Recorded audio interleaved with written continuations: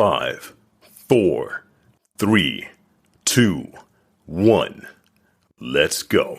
Diary of a Kidney Warrior podcast in partnership with Kidney Care UK, sharing faith, knowledge, hope, and love. Hi and welcome to Diary of a Kidney Warrior podcast. My name is Dee Moore and I am a Stage 4 Kidney Warrior. This podcast is dedicated to encourage, educate, and inspire as we explore all aspects of kidney disease, chronic illnesses, and health. If you have any questions or ideas for topics you would like me to cover, please get in contact with me on social media using the handle Diary of a Kidney Warrior. In today's episode, I'm bringing you a Kidney Warrior story. Now, there's always something you can learn from someone's story, something that can bring inspiration and hope. My guest today from Essex, England, is Ali Lawrence. Ali shares her story of being diagnosed with stage 3 kidney disease whilst in her mid-20s, later going on to having home peritoneal dialysis, overcoming challenges including peritonitis, missing out on receiving a transplant, and the lessons she has learned along her Kidney Warrior journey. Hi and welcome to Diary of a Kidney Warrior, the podcast. How are you doing today, Ali? I'm doing really well, Dee. How are you? I'm good. I'm really good. And as always, everyone knows I love recording Kidney Warrior stories. You know, as I always say, learning from people's lived experience is so powerful. So I'm really looking forward to our interview. Oh, yeah, me too, Dee. I mean, I remember when I first came across your podcast last year, I was just so excited to think how wonderful it was that there was somebody out there just talking about kidney disease and telling people's stories. So, yeah, I was really, really pleased to be invited. Thanks so much. Oh, thank you. All right. So my first question is, how did your Kidney Warrior journey begin and how were you diagnosed? Right, yeah. I mean, and it was really innocuous, you know, Dee. I went to join my company gym about 20 odd years ago when I was in my mid-20s, went along, and as you know, usually they want to just make sure that you're healthy. So they said, let's just do your weight, your blood pressure, your BMI, and we'll get you going. And I thought, fine. And then the guy said, oh, well, your blood pressure's pretty high for somebody who's like 26. And I said, okay, is that okay? Tell you what, go and see your GP, just get checked over, and then just get a letter from your GP to say, Alison is fine to work out with us, and that'd be great. So went to my GP, you know, went along, explained what had happened, and then fully expecting to him say, yeah, here you go, you're fine, here's a letter. And that didn't happen. What did happen was that he said, right, well, okay, this is, not good, but we need to find out what the cause of this high blood pressure is. So he sent me off, referred me to a cardiologist, saw a specialist, had lots of chest x-rays and other ECGs and things like that. The good news was that was all fine, and they found that my heart was not the cause of the high blood pressure.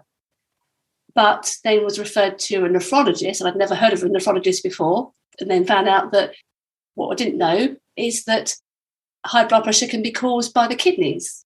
So, and at that point, the nephrologist had tests and stuff, and then basically got diagnosed with secondary hypertension and also chronic kidney disease stage 3, which I think at the time I was probably about 40% function. You know, and this was somebody, and I was a person who never smoked, very light drinker, exercised, my weight was always fine, looked after myself, ate healthy food, had no signs of what you would expect to have. You know, I looked healthy, I was, so that was like, oh, okay. That was really weird. So that was basically how it started and how I got diagnosed. And then literally for the next couple of decades, I had a pretty normal life, was given blood pressure medication to keep that managed, some water tablets and everything. And literally, and then for the next 20 years, everything was fine. And, went for the occasional checkup. But that was really it. I mean, we even, about a year or two after I was diagnosed, we moved to South Africa, lived in South Africa for 3 years, and then, did loads of travel, which was a big part of our lives. And it's really only in 2018 where my kidney function really dropped. Even though I was feeling healthy and great, it dropped. And then basically that's when we started the conversations about, renal replacement therapy, as the doctors like to call it, or as we know it as is, a transplant, or in the meantime, dialysis. So 2018 was probably the sort of big year for me for when it really became a reality. So going back to when you were diagnosed, as you said, in your mind, you were living a healthy lifestyle. There was no signs or symptoms whatsoever. So it must have been a real shock to your system to find out that you had kidney disease. So when you were diagnosed, did you understand the seriousness of kidney disease? Had that reality set in at that time? I think at the time I probably thought I did, but I think now in retrospect, I've realised that I probably downplayed it a bit because I was probably a lot in denial. And I think maybe with my 26-year-old brain, I was thinking, 40%, I know it's not great, but we've called it early, or we've caught it at a point where it can, and I probably thought in my mind, I've been given the medication to keep things, and I just thought, that's fine, we can keep my kidney function at an even keel, and had no thoughts about ever being on dialysis or having to have a transplant. So I don't think I really understood the seriousness until probably about 5 years ago, when my nephrologist said to me, I probably got to about 30% function. And he said, let's get you some literature about kidney transplants. And it's like, wow, okay. I didn't even think that was going to have to happen. So, I don't think when I was first diagnosed, I really knew the magnitude of what could potentially lie ahead, definitely. So from what you're saying, you had a good amount of years where you just lived a normal life, really, just travelled, did what you wanted to do. Nothing essentially changed. I mean, did you, with that in mind, were there any changes that you made to your diet, or did you just, aside from the medication, did you just carry on as normal, or were there any changes that you made over that time? I think there definitely was. I mean, one thing was keeping my salt input low, but that actually wasn't too difficult because me and my husband, I'm really lucky because Phil, my husband, loves cooking and is really good at it.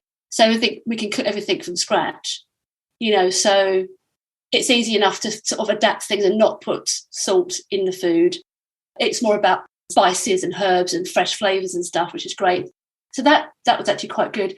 But it was more like, going to the supermarket, and then you do have to really look at two products and think, right, I have to make a decision about this one versus this one, because this one's got twice as much salt as that one. So there's things like that. And I think also maybe trying to reduce my stress, look after myself better, because I think all that contributes, doesn't it, really? Just like, absolutely, being mindful, relaxing, doing yoga, things like that. I think being out in nature, walking, things like that, I think that's when it really kicked in that had to be done for my mental and physical well-being, So, no, definitely, those are the things that I definitely made some step changes. And then, again, over the years, as time's gone on, more changes to the diet, cutting down on fluids when I needed to, things like that. So there was definitely some big times when I had to make some big changes to how I lived. So it sounds like even though you said the seriousness hadn't hit you, you still made some really sensible and wise changes to your diet and your lifestyle. And I think that really is important because, there are things that we can do, us as kidney warriors can do to help ourselves. And it is important. And fortunately, this carried you quite a long time, really. So there was a good 20 years? Yeah, 20. Yeah. And I feel, because that, again, it's when you hear other people's stories, it's so powerful. It also makes you appreciative of your own situation, because I know of people, and I'm sure there's people that you've spoken to, Dee, who have lost their function like overnight or within a few weeks or months. And it's like, wow, that is so tough. Because I think the doctors have said to me that if it's taken so long for my kidney function to drop, it's almost as if my body's become acclimatized to it, you know? Yeah. But I think maybe the flip side of that would be good is that when I do eventually have my transplant and I go back from, I'm currently 5% function, go back to like maybe 40 or 50 or 60%, I'll be like, yes, I feel like a superhero. I'll just be like, you know, running marathons and stuff like that, you know. But I think because I've had that, it's just like dropped so minusculely over time. My body's just acclimatized to it. So I feel, you know, if you can take any comfort from anything, I feel very grateful for that, you know, definitely. I can definitely relate to what you're saying, because when people see me do exercise or whatever, that see me on social media, and I say that, you know, my function is in the 20s, and they're like, how do you do that? And I'm like, I don't know, you just get on with it, you just get used to it. And I just think that the human body is just so amazing and so resilient that even in the face of losing a significant amount of function, you know, people are able to live healthy, normal lives. It really is incredible. It is what people achieve. So you lived that time living a normal life, and then you said that your kidney function suddenly dropped. So was there a trigger for that, or was it literally out of nowhere? I have my own sort of thoughts about how it happened. I did have a really bad chest infection for a lot of months, and I feel like that probably was contributing to it. I mean, I think the biggest drop was, I think it went from, say, 25% to 18% over the course of 6 months. And then basically that was probably the biggest drop I remember. And then I think and then from that point onwards, it would drop 1% every couple of months until I got to about 15%. And that was when it was like, okay, Advocacy said, who were my transplant centre, said, okay, we'll get you worked up for the transplant list, which took in the end about 6 months. And, you know, let's start having conversations about what you want to do for dialysis. So I feel like maybe the chest infection maybe contributed to it, but, you know, it's like sometimes the doctors say it was just one of those things, you know, or it could have been that I remember looking back and thinking I was working quite hard and enjoying my job, but it was a bit stressful. I was commuting into London and stuff like that. And I think, you know, maybe in retrospect, I feel that I was trying to do too much, and actually maybe, and even though eventually I decided to, you know, move my business, change what I was doing and run a business from home, so I had the chance for rest and not to have to commute and things, I think I probably could have done it a lot sooner and put myself, maybe the less stress that I went through would have been better, and I could have held on to a bit more function a bit longer, but, you know, but maybe again it's just one of those things. Well, this is it. I mean, ultimately, sometimes it just happens. It isn't because of anything that you have done or haven't done. It's one of those unfortunate things that happen in life. And I would hate for anyone listening to be sitting and for yourself to be blaming yourself for loss of function, because unfortunately you can do absolutely everything right and yet something goes wrong. So I really don't want anybody thinking, you know, I've done this to myself. Yeah, no, I totally agree with that. You know, you're right. I think that's probably, there's a lot of stuff that goes on in your mind when you're a kidney patient. And I think you just really need to be kind to yourself. Yes. And, you know, as a kidney patient, you do lose a lot of control. And that can be worrying and frightening, particularly if you're used to being somebody who's in control. And I'm a very sort of, what's the word I'm looking for?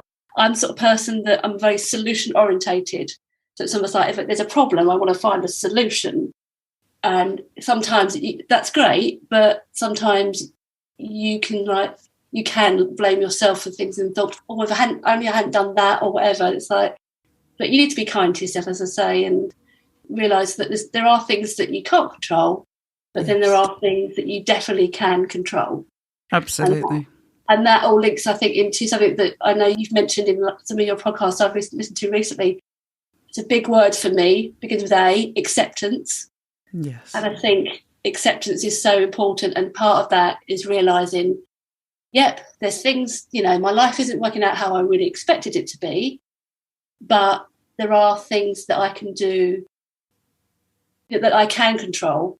By realising what those things are, it makes things so much easier. And I think realising that you can control things and then just letting go of what you can't control, because you're just wasting precious energy on that, really, aren't you? Absolutely. And it's energy that we really need to fight for our health. I think you can spend a lot of time, with the shoulda, coulda, wouldas, if I'd just done this and if I had just done that, and be really hard on yourself. And I think acceptance, it really is about forgiving yourself for what you didn't do because of what you didn't know. Yes. And that's all part of the process of really embracing the warrior within, as I would say, is that ability to be able to say, this is how it is now. Yeah. And I'm going to start with this step one now and move forward in the best way that I can. Yes. Yeah, definitely. And I think, I know it sounds a bit sort of cheesy, but I think in the last couple of years, I really feel like you have to sort of take every day as it comes. And, and it's so hard. For somebody who previously would like to know what's happening, because there's that nice bit of security and control. And it's like, something, make plans, but realise that you just need to be a bit loosey-goosey and a bit flexible. And as long as the people who know and love you understand that, then, it's fine. So, But again, as I say, not easy to do. You have to keep, you're always like every human being, I think. And this is so true for people with a chronic illness like kidney disease. You're always a work in progress as a person until forever. And you just realise that you're going to make so many mistakes in life, more than you are going to not make mistakes. And it's just being brave enough to not be afraid of the mistakes and to know that you're just going to learn from them, and not be afraid of failure. So you said that you were worked up for a transplant. So how was that process for you? It was long. I think, I'm looking back and I'm just trying to think about what I had. I mean, like, as you probably know from being a kidney warrior, lots of blood tests. So reams of blood tests for the workup, ECGs, chest x-rays. And then that all started in, I think, probably about August of 2019. And then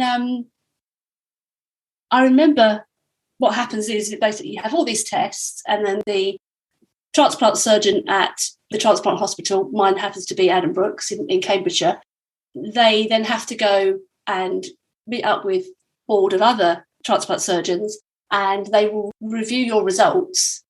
And then, as all those peers, and then basically they make a decision as a group and say, yes, Alison is suitable to be on the transplant list. We're happy with her results. We're happy with her weight. She hasn't got any other serious illnesses. Her BMI is good or whatever. And then basically they decide that.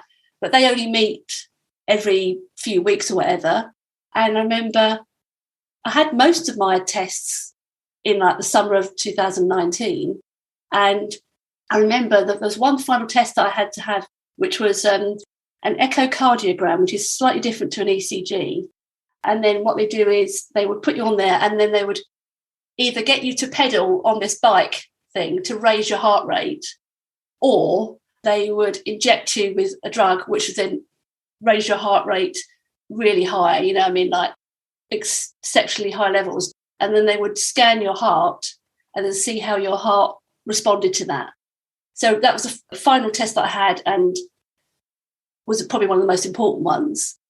But unfortunately, there was a 3-month gap between me having one test and this final test, literally because it was such a much needed test for so many people. The waiting list for it was really long. So I didn't have that until like the December. And I remember feeling really frustrated about, not getting on the list. So I was really keen to get on the list now that I knew that I needed to be on the list. So that was probably the frustrating thing. But a lot of it was having conversations with, you get assigned a transplant coordinator when you go on the list, or before you go on the list, and you go and meet that person, which is really helpful. And they answer a lot of questions for you and explain some things about what you need to do when you're on the list. And part of that is obviously also having conversations with renal counsellors, because obviously with any chronic illness, again, with kidney disease, as we know, it has a big impact on your mental health. It's both a physical and a mental journey, really, and you can't discount that at all. So that was the whole process. And what I found really helpful, actually, was the lady who was my transplant coordinator at the time. She invited me to go to Addenbrooke's and look around the unit. And it's like, and I thought, definitely I'm going to do that, because I think from somebody up to that point who had never been in hospital overnight, I mean, up until my late 40s, never had a night in hospital. So you can think about all these things that, oh my God, what's it going to be like being in hospital and being wheeled down for an operation? And you think, oh, wow, I'm having, and things like that. And you can really catastrophize it, can't you? You can think, because you don't know what it's like. So that was a really big thing for me. It was scary, but it's like, I feel like you do really need to embrace these things and go and learn as much about it. Because once I'd been and walked around the transplant ward, met some people, and they sort of took me down and said, oh yeah, so you come here, and then what will happen, this is where you'd be after the operation. And then they took me down and said, like, this is where you'd come each week or so after the transplant to have blood tests and stuff. And it's like, once I saw it, I just felt so much more relieved and thought, oh, okay, I understand it now. I don't feel as scared. That was really good. So I think embracing all those different things and learning as much about stuff as you can really helps you have a better frame of mind about what's going to happen. I say a lot that knowledge is power, and what you've said highlights that it really does make a difference, that it might not be easy to hear it or to see it or go through that experience, but actually knowing it helps you come to terms with whatever it might be, helps you to move forward. So we've talked about the workup process for your transplantation. Yeah. But I know that you are actually on dialysis.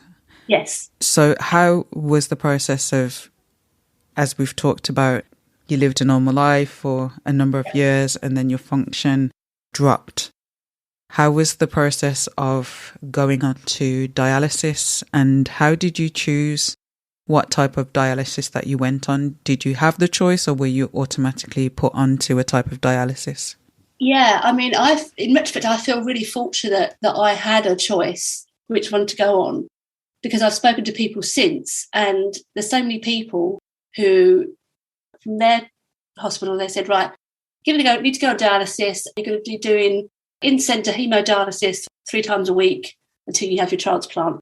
And that was all that was offered to them. Whereas I was fortunate that the hospital I was at, they basically took me through all the steps and said, here are the options. It's basically in-centre haemodialysis, haemodialysis at home, peritoneal dialysis, which you can either do overnight on a machine or you can do manually throughout the day. So that was good. And originally, I think, I'm going to be honest, I had a little bit of a visceral response to when I first saw somebody with a peritoneal dialysis catheter. I just had a bit of a visceral response, and I think that's really normal.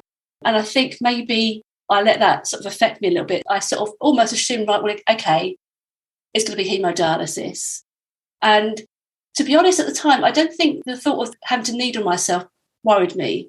And I really knew from the beginning that I really wanted to go for doing haemodialysis at home, because my independence is like really important to me.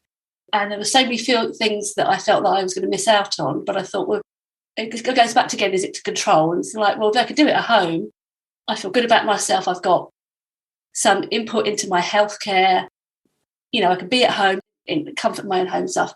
So if you do haemodialysis, you need to have a fistula, which generally would be in your arm. I know you can actually have it in your leg, but a fistula, which is where you do a small operation and they fuse a vein and an artery in your arm And basically after about 8 weeks of recovery, then they'll see if that actually is working. And then that was where they would place 2 needles in to do the dialysis. And, haemodialysis is, I think, known as like the gold standard of dialysis.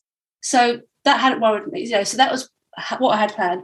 I went to have the scan for the fistula. So basically, if you can imagine an ultrasound scan that you would have maybe when you're pregnant or anything else, bit of jelly, not on the belly, but on the arm. And they will put jelly on the arm, and then they would literally just scan you and just see how good your veins and your arteries are. So generally they'll sort of start at the wrist, because this is the best way to start here, and then they'll look down here.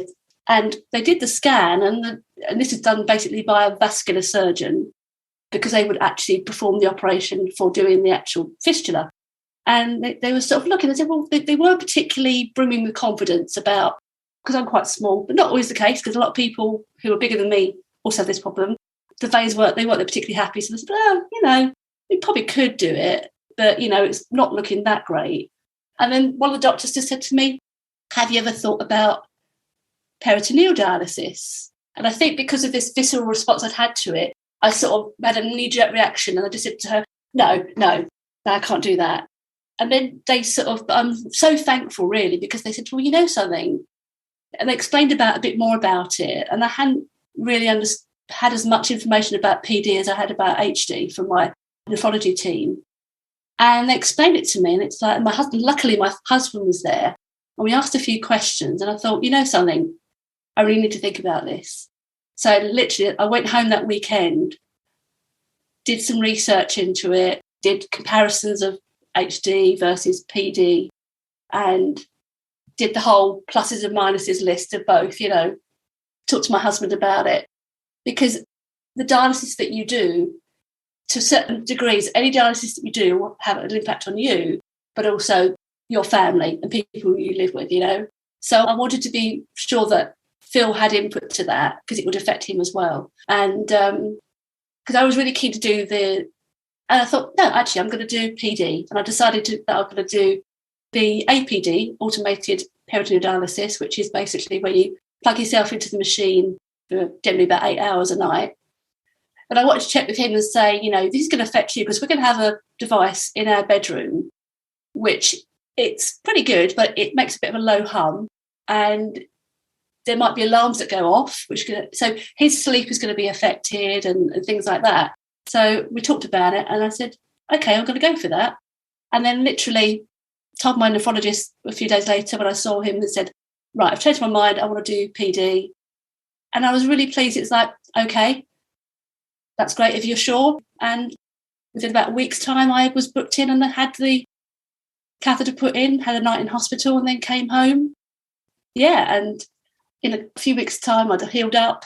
And then I went and did my peritoneal dialysis training, which is basically 4 days where you go every day and learn how to use the machine, sit on the machine for a couple of hours, so you get used to actually having a whole treatment. My husband Phil was there. He got taught how to use the machine as well, so it's good to have a partner to back you up. And then, so that was the Monday, Tuesday, Wednesday, Thursday. And then the Friday of that week, once I'd finished my training, the healthcare company delivered my machine, Bob, which I called Bob, and and all my stock. And that was basically, it. And then, I think it's Saturday the 14th of March. That was my first time that I put myself up and dialysed. And how has peritoneal dialysis been for you? I have to say, for the 18 months that I was on it, it was amazing. And I'm just still so amazed at how, just by using your peritoneum to dialyse through, just blows my mind how simple, but not simple it is. It worked really well. I mean, I remember the first night having the cry, basically, on my bed, and calling my husband and sort of saying, doesn't seem really fair, does it? But then I cried, I felt better, and put myself up, so that it worked really well. I felt healthy. It was dialysing me. It was keeping me healthy. It was getting rid of the toxins. It was getting rid of the fluid. The great thing about doing it overnight was, you just sort of plug yourself in. And it gets done and you get up and you've got the day to yourself. And yeah, I have to say, I would always say to people, if you get told you need to do dialysis, definitely really do look into peritoneal dialysis. Yeah, it just worked marvellously. And even, unfortunately, now at the moment, I've had to swap to in-centre haemodialysis. But, something, even though I had peritonitis 3 times last year, which I contracted because of my PD catheter, I would still go back to it again if I could, because it just, it works so well, and it really does help you to feel independent, and it's really gentle on you because you're doing it every day. You just feel much more balanced all the time. And so peritoneal dialysis is amazing. So you said that you got peritonitis 3 times, but, yes, but you would still go back to PD. Yeah, I know. I would. I think now definitely, because I remember the first time I went in with peritonitis, it was August of 2021. And I remember being in for 5 days, and like throughout that, it was a real sort of roller coaster. And I just said to the doctors, look, peritoneal dialysis is just so good for me. It works so well for me, both physically and mentally. Please do as much as you can to make sure that I walk out of here with my catheter. And fortunately, because I got into them quickly, they pumped me through full of antibiotics. They were able to identify the bug and get the right antibiotics and then treat it. And I was discharged with my catheter, which was amazing. Yeah, and even though all the things that I've been through, I think being in hospital probably is the worst thing that happened. I think it was more, I think I went through more emotional pain when I was in hospital, because you don't realise, hospital's not a hotel, is it? It's no, absolutely not. I love my bed and I like being looked after, but actually that's not, and I was quite fortunate. I never remember having any real physical pain, even though, peritonitis is an infection of your peritoneum. So I feel really fortunate, but the things I think about now is those 3 times I was in hospital, and just the emotional things you go through of being institutionalised, and the tests and the up and down of, you think you're going to be discharged the next day, but then, oh no, you're not, and then things like that. But I think I still would go back to PD really.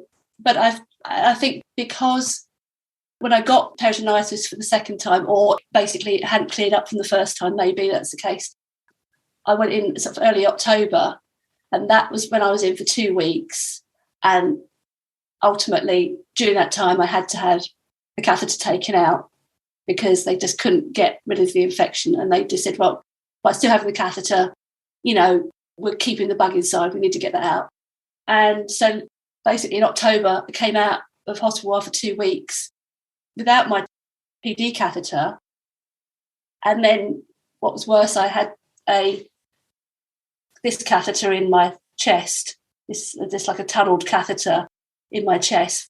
And I basically had gone from being at home in safety and security of my home, dialysing, looking after my health, to then go to the complete opposite, which was, okay, now you're going to have to go to your local hospital 3 times a week and sit on a machine that's going to clean your blood for 4 hours, 3 times a week. And just like the shock of that and the loss of independence, and then, frustration about having my life restructured. And it's like, okay, well, for these 3 times a week, you have to go and do this. There's no flexibility. You have to go and do this. And that was a real culture shock for me, definitely. And being on haemodialysis, I have found personally was hard to get used to mentally and also physically, because in comparison to PD, it is a quite harsh treatment. It works really well, but because you're doing it 3 times a week and not every night, it has to work a lot harder. So it's just tougher on your body, basically. And, a lot of people get reactions to HD. And for me, it was basically the first 3 months of doing it, I would come off the machine and then have this thumping headache, which I couldn't get rid of with a painkiller. And so I would have to go to have my haemodialysis and then go home and lie down in my bedroom for the rest of the day because I just felt so awful. And that was hard. So that's why. And, I originally, I'd had my PD catheter taken out in the October.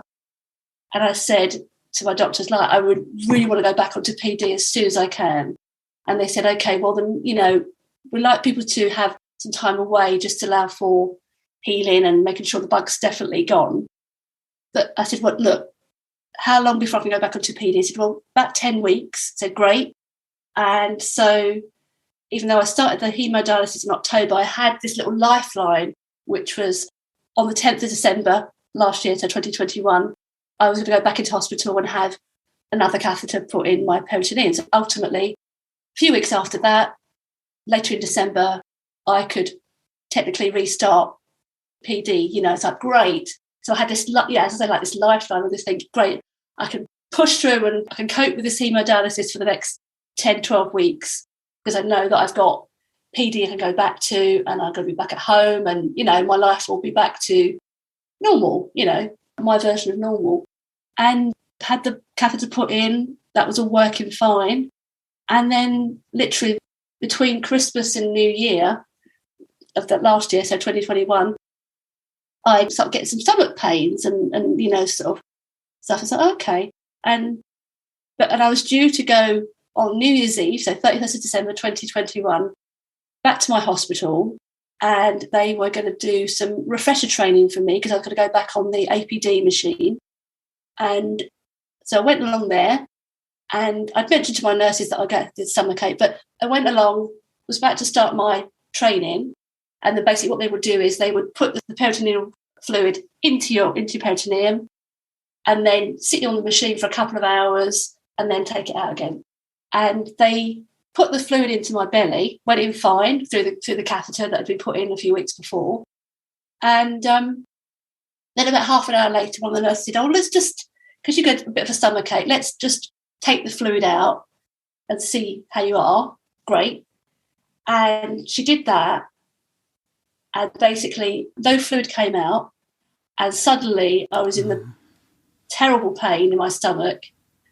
My temperature went up to 39 degrees, which is way above a fever. And I was also like shaking uncontrollably. It's like, okay, right. And then literally they just sort of got into action and blood tests and chest x-ray, abdomen x-ray, started putting some broad spectrum antibiotics into me. And then within a couple of hours, they said, we're going to need to admit you. So I was admitted on New Year's Eve. Oh, no. New Year's Eve. And basically said, it looks like you've got peritonitis and we're going to have to take the catheter out. So the disappointment for me of, I'd had like my first catheter in for 18 months. That had to come out. That was a blow. But then I thought, well, I'm getting my second catheter in, and for that to only last 3 weeks and never be used for dialysis before it got taken out again, it's like, oh. Yeah, that was a real blow. And then, being admitted to hospital on New Year's Eve and, watching the fireworks over Stevenage from my bed, that was tough. And knowing that I would have to stay on haemodialysis, it was keeping me alive, but it was making me feel just so rubbish. But so based on all those things that happened to me last year, I would still go back onto it. But one thing that has changed is that before I got discharged from the hospital in this new year without my catheter, but still with my haemodialysis catheter, I had sort of changed my mind about things. And the doctor said to me, something, you could go back onto PD and you might not get an infection, but maybe just think about what your priorities are. And I said, okay.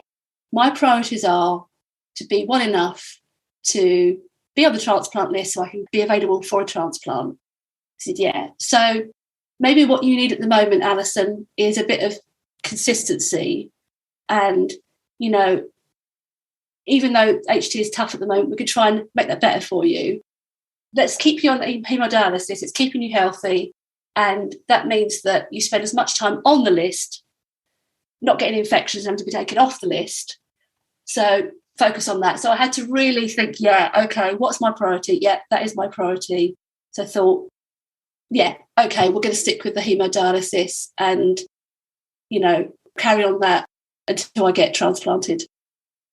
Wow, that really has been a journey. Like, you've been through so much. Like, that must have been so, so tough, having to come to terms with so many different changes. And, you know, you've gotten used to doing the PD at home, and then that then being taken away, and then having to deal with side effects that you weren't used to dealing with HD, and having a different catheter.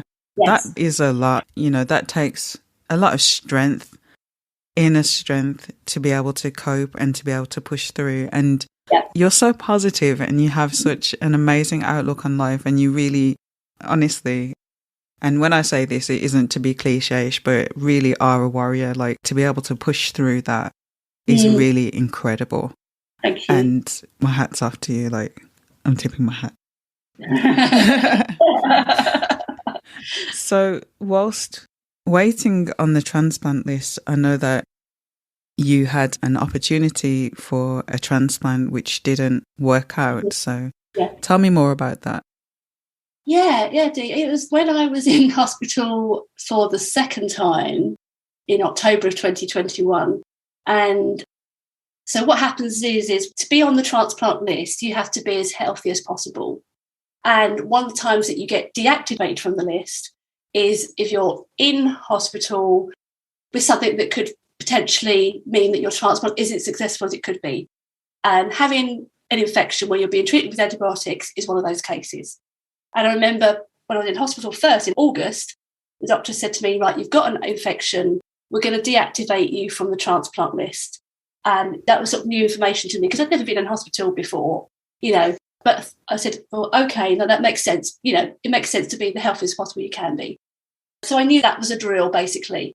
So when I was admitted in October, saw the doctors the day after on their rounds, and they said, Alison, as you know, because you've got the infection, we're going to need to deactivate you from the transplant list. I said, yeah, absolutely, completely understand. Great, yeah, let's do that. And didn't think anything more of it. And then, so that was like Monday, Tuesday. And then it was decided within that first week that my infection wasn't getting any better. So I was going to be having my catheter taken out. They had to wait for my infection to get a little bit better before they could do the operation. But they were saying, like, that was that week. And then that Sunday, I was booked in to have the catheter taken out in the morning. Prior to that, on the Saturday morning, I got a missed call on my mobile phone. And thought, okay, but I thought, you know, I was in hospital and I was trying to sort of be disconnected as much as possible. But I thought, no, people don't need, and they left me a voicemail. So I thought, you know, better check my voicemail. And it was my transplant coordinator. As soon as I heard her voice, I thought, okay, this is interesting. And I phoned her straight back. And then that's when she said to me, oh, Alison, I've spoken to your husband. Because what happens is when you're on the transplant list, they will contact you first, and then there's other people. And they'll basically, if they can't catch you, they'll leave a message, and then they'll phone the next person on the list and then the next person on the list so they can get contact with you as soon as possible. She said, oh, Alison, yeah, I've spoken to your husband. I hear that you're in hospital. And I said, yes. And I said, you've got a kidney for me, haven't you? And he said, yes. Oh. And I just remember saying, oh, and almost, there was a little bit of pleading. It was a bit like, and there's a little glimmer of hope when she said, well, let me talk to the surgeons and they'll talk to your nephrologist on call, or, you know, and see where you are in your treatment and see how, you know, if it's still going to be a possibility that you could have the transplant. And, but ultimately it wasn't. And it basically turned out that even though I was there was a doctor with her team, I heard the doctor say to the team, please get Alison deactivated from the list. So I knew it had been instructed. Somebody at the hospital did not contact Adam Rooks to take me off the list. So there's me on Saturday morning just sitting there and thinking of, it's like, of all the, it could have been, all the things it could have been. And I think it really hit me I remember having a phone call with a friend and I didn't cry to start with. I think I was just a bit too shocked. And believe me, I cry very easily. But I remember, Me too. I didn't cry about it. And you just think, well, that's a bit weird. But I remember WhatsApping a friend of mine on video that night. And as soon as I told her, that was the catalyst for me to absolutely sob about it. And I'm so glad I had that conversation and told that person. So that was tough, but I was glad I did it, because I think vocalising it to somebody just got rid of so much emotion. And I know I do cry easily, but I just realised that you just have to be able to cry, because you just need to get things out, don't you? Yeah. And I think, again, the next time I remember it really hit me hard was when I was being wheeled down to surgery on the Sunday morning to have the catheters taken out. It's like, well, I could have been being wheeled down to surgery to have a transplant, but instead I'm not having that. I've got to live with the knowledge that I could have been having that. And you can't unremember that, can you? You're always going to know that.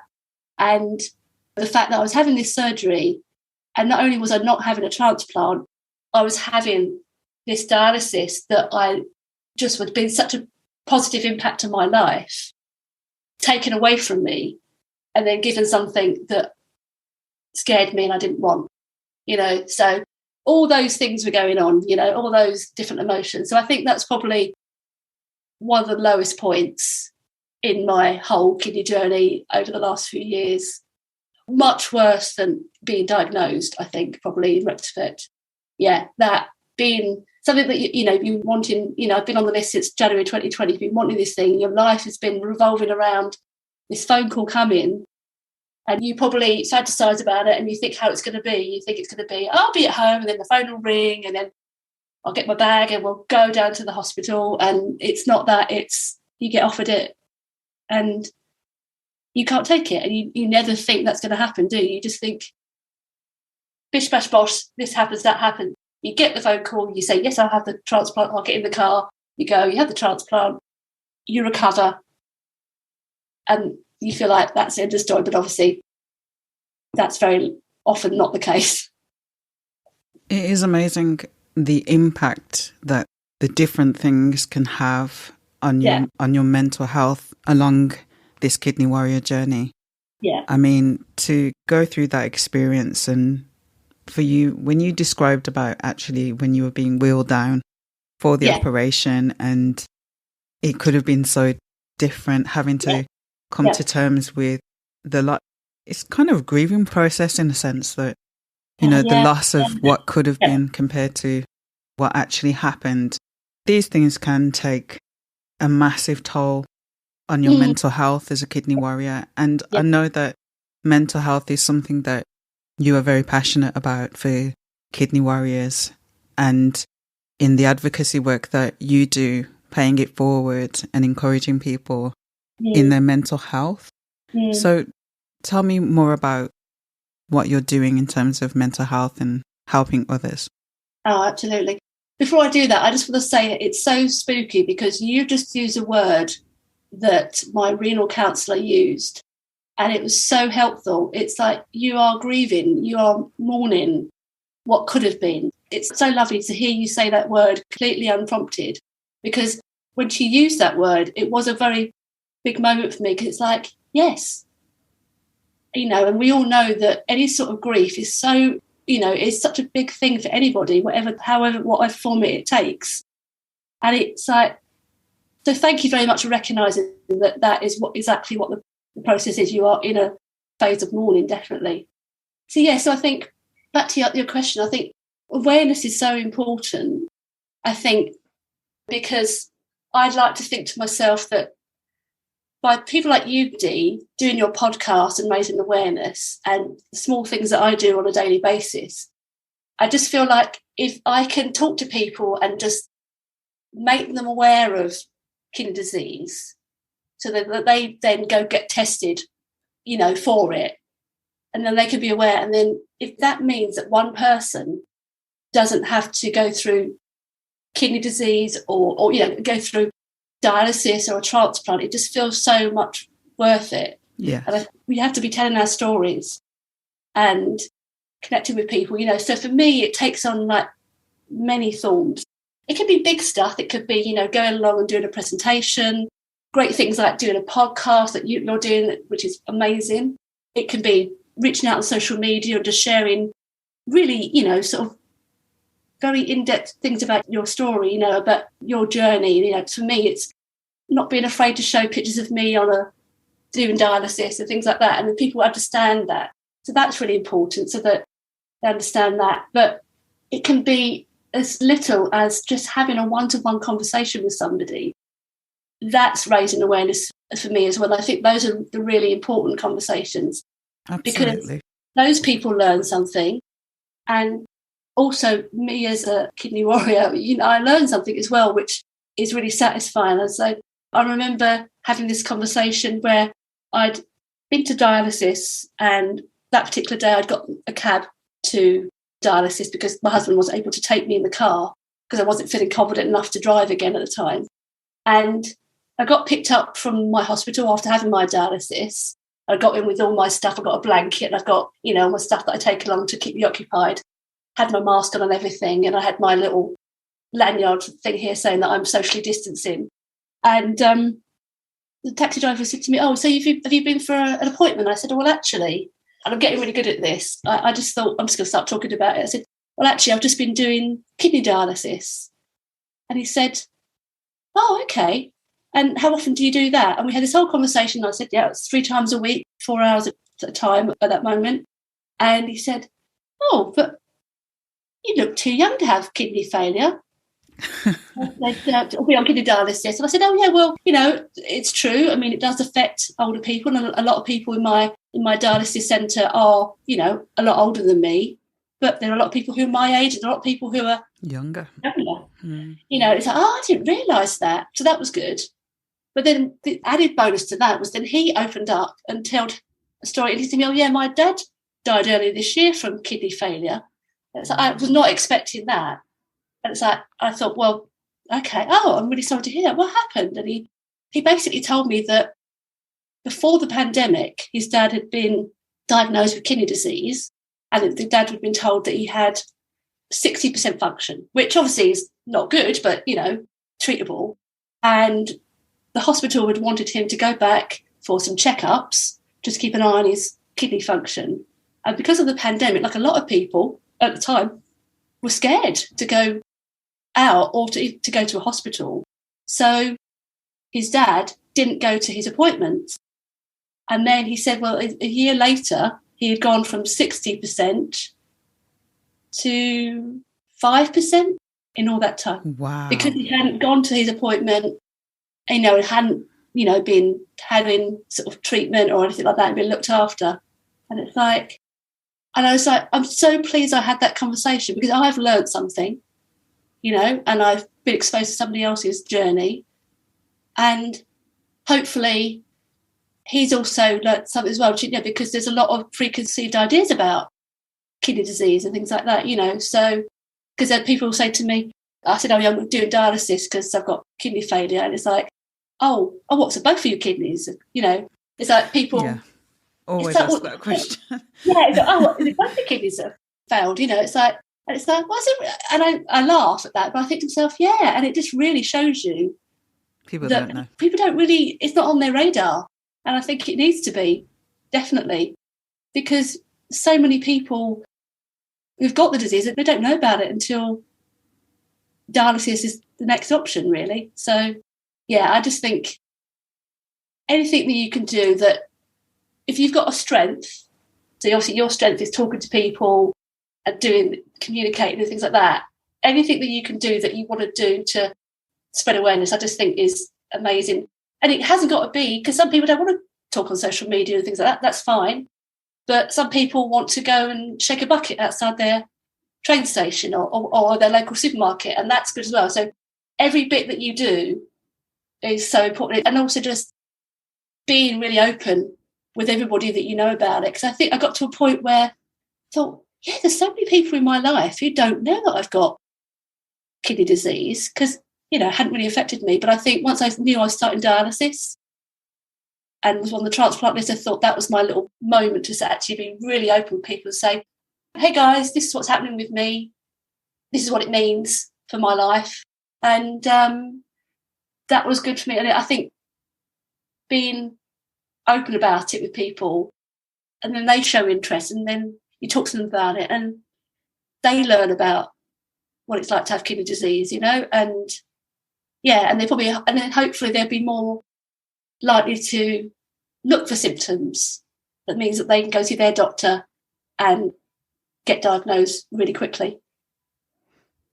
I think it's really powerful what you've said, because I think sometimes people underestimate, or they don't put a lot of value on those one-to-one opportunities, or people think that if they're not doing something like a podcast or something that's like really, really public, that they're not doing a lot. But actually, it is those one-to-one conversations. It is those interactions. It is being able to open up a little bit, because as you said, not everyone is comfortable or confident to open up to the level that yourself or myself is, because we're putting ourselves out there on social media, on the internet.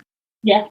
But even if it is that one-to-one conversation with that one individual, you don't know the impact it could have on that individual, or they can take that information and tell someone else who tells someone else. So you telling one person could potentially, one-to-one conversations, or to a group, it could lead to hundreds, even thousands of people finding it out. And, there's a saying that says each one teach one. So it is really taking every opportunity that you can to raise awareness. It's such an important point. You could literally save someone's life by just mentioning, even if it's a 5-minute conversation, to say, take care of yourself, drink more water, the kind of tips that we advise everyone to do. Get your blood pressure checked, get your urine checked. That's a big one for me, And you never know, you might just save a life. So I really think that what you've said is so powerful and so important. And let's not underestimate the power of one person to impact and help other people. So what advice would you give to somebody who's just been diagnosed with kidney disease? Yeah, that's a really good question. And I think it's really helpful for me to then look back over the last couple of years and think about what I've learned. I think the things I would think back is really look after your mental health, and whatever form that takes, and I would really urge people to reach out to a counsellor, and if you're able to, a renal counsellor, because they really do understand. They are a counsellor, but they also a therapist, but they also understand the whole nuance of what you go through when you've got the disease and you're facing dialysis and a transplant. Because I was thinking about this the other day, Dee, and I just think in the time that I've had the disease, there's been more emotional pain that I've felt than any physical pain. I've never had really any pain from my kidney disease. I feel very fortunate, but it's the emotional pain, so I think really look after your emotional health, reach out to people, talk about how you're feeling, and then, like we spoke about earlier, knowledge is power. One of the things that I would have loved to have done before I started dialysis was to have a conversation with somebody who was with kidney disease, and then find out their day-to-day experiences of doing the different types of dialysis, because one of the things that I have done since last year was doing some work with a kidney organisation, and they've realised that a lot of people don't know about or don't consider doing at-home dialysis, be it peritoneal or haemodialysis, because they don't know about it, and so they go down the in-centre HD route. But there are so many benefits of doing your dialysis at home. It's not for everybody, but there are benefits. So what I've been got involved in is a peer support group with some other kidney patients. And then what happens is people who are newly diagnosed can contact the organisation and then be paired up with somebody, a peer, and then have a phone call or a Zoom call with them and ask them questions. So I had my first one a few weeks ago, and this gentleman was due to start dialysis in a few months, so he was looking into different dialysis and wanted to do home dialysis. So my job as a peer was just to say to him, here's my experience, and obviously not give any medical advice because I'm not a medical person, but here's my experience. I've done PD on the machine. This is how I found it. I've done PD manually, CAPD. This is how I found it. And I think just having those conversations with people who've been through what you're going to be going through, it's so good. You can just really understand the day-to-day nuances of being on dialysis. I have to say, doctors and nurses are amazing, but they don't know how it feels to have, these boxes of medical equipment in their house and how that affects you mentally because you feel like you're living in a hospital. And they don't, know how it feels to, when you're doing manual PD, have to walk around with 2 litres of fluid in your stomach and look at yourself in the mirror and think that, as a woman, you look like you're in your first trimester of pregnancy, So those are some of the negative things, but there's so many positives of doing home PD and home haemodialysis. But I just think speaking to somebody who is walking the walk and talking the talk, it just makes it so much easier to make a decision about which route you go down, whether it's home dialysis or in-centre dialysis. Having those conversations is really important, definitely. So, mental health and just talking to people. Thank you. That's really, really good advice. Thank you. So if anyone wants to contact you or follow you online or social media, where can they find you? Yes, thanks, Dee. So my preferred sort of place that I sort of post is on LinkedIn. I just find it's a really untapped sort of place to sort of talk about things. And I really like the tone of it. So, so basically look me up, Alison Lawrence, on LinkedIn and connect up with me. And I share I usually share a couple of stories or images and things a week, mostly around kidney disease and my sort of story and hoping to inform people through that. But a lot of it can be promoting really good campaigns, that kidney organisations are doing. For example, for World Kidney Day this year, Kidney Care UK were running a campaign for people to write to their MP about improving mental health services for kidney patients. So that would be something that I would share to encourage people to do that. But also around broader topics around mental health and dealing with how to, cope with having a chronic illness. So, so if that's something that interests you, that's where LinkedIn is where you can reach me. Thank you. Thank you so much for joining me today and sharing your story. You truly are a warrior. You've been through so much adversity, but come through it. And like I said, you just have this positivity and strength about you. You're absolutely amazing. Thank you so much for joining me. Thanks so much for inviting me, dear. I really appreciate it. It's been lovely talking to you. Thank you for listening to Diary of a Kidney Warrior podcast. And don't forget that you can contact me on social media using the handle Diary of a Kidney Warrior. Please do subscribe to the podcast and please do tell a friend. New episodes of this podcast are released every other Monday.